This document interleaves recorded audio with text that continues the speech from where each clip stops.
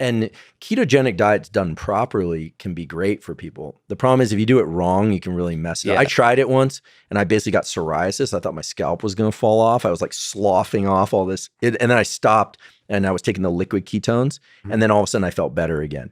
But I was told that I just did it wrong. Yes. So I think there's a right way and a wrong way, and you have to get it right. Definitely. And so I've experimented quite a bit with keto to see how my body feels and doing it the right way and following all the instructions. There's definitely a huge difference that, like, for example, one of the things I discovered, everyone always said this, but I tried this recently over the past year, is I started drinking when I don't feel great, if I'm fasting, bone broth, chicken bone broth. Oh, yeah. And for some reason, like magically, it could be, this is the other thing, the mind, I don't know, but it makes me feel really good. Oh, well, it could be the salt. So, I mean, neurons, the action potential of neurons, as you know, is sodium's rushing into the cell. You need enough extracellular sodium in order for your brain and nervous system to function.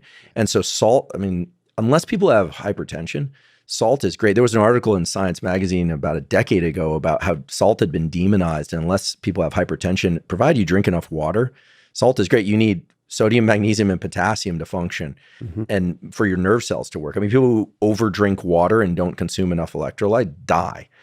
Now, hydration is really important. I know David's really into hydration. He's mentioned that a few times. I mean, hydrating properly is key.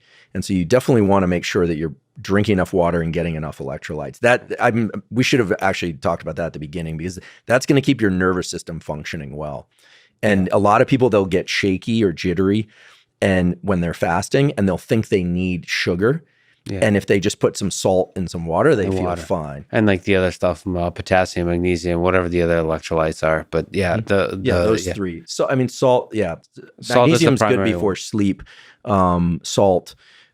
I mean, this is a vast space, and we're kind of talking about the overlap between neurochemicals, hormones, and nutrition. And it's a fascinating space, and it's one that the academic community has gems within the textbooks. It hasn't really made it into the public sphere yet. And I think that's because people get so caught up in the, being, are you vegan or are you carnivore? And there's a vast space in between too that people can explore. Like, I'm not a competitive athlete, so I eat meat and I also eat vegetables and I eat fruits, and it's just about timing them. But I tend to eat carbohydrates when I want to be sleepy. I eat them at night. And everyone said that's the worst thing. You can't do that. You sleep great after eating a big bowl of pasta, I'll tell you.